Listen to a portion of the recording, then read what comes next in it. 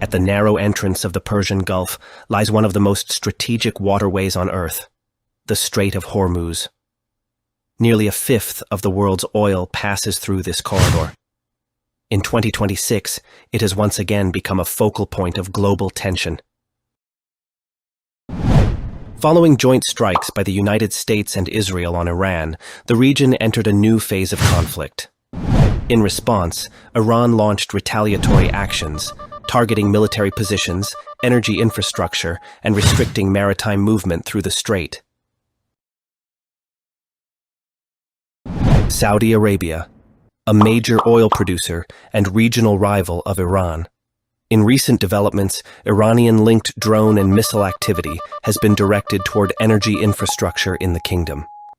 These actions are widely interpreted as retaliation and strategic pressure, targeting the global energy supply chain rather than direct territorial conquest. Qatar, home to some of the world's largest natural gas facilities. Strikes on industrial zones and energy infrastructure highlight the vulnerability of critical supply hubs in the Gulf. The objective appears to be disruption, signaling that escalation carries economic consequences beyond national borders. The United Arab Emirates, a key logistics and maritime hub. Incidents involving vessels and nearby waters reflect a broader pattern: pressure on shipping lanes rather than full-scale occupation. The Strait of Hormuz itself becomes both a tool and a message. Iraq, a country shaped by decades of conflict and foreign intervention. Strikes on US-linked or allied positions within Iraq form part of a wider regional response. Here, geography and history intersect, making Iraq both a battleground and a signal point. Oman, bordering the strait, but traditionally neutral. Despite rising tensions, Oman remains a critical observer and mediator, positioned at the edge of escalation. Beyond the Gulf and the Red Sea, the arc of tension extends northward. Here, geography becomes more complex, and so do the actors involved. Kuwait, a small state with outsized strategic importance.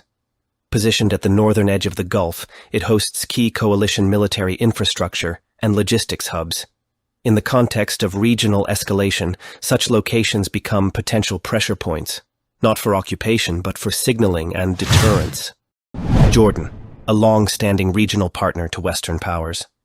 Its territory has been used for coordination, logistics, and defensive positioning in past conflicts. While not a direct participant in hostilities, its geographic position places it within the wider strategic environment, where proximity alone carries risk. Yemen, a country shaped by years of internal conflict and home to the Houthi movement. The Houthis are an armed group that controls large parts of Yemen.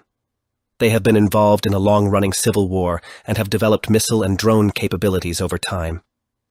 In the current regional conflict, the Houthis have expressed support for Iran and signaled readiness to act if the war escalates further. And they have. They've already launched attacks on Israel,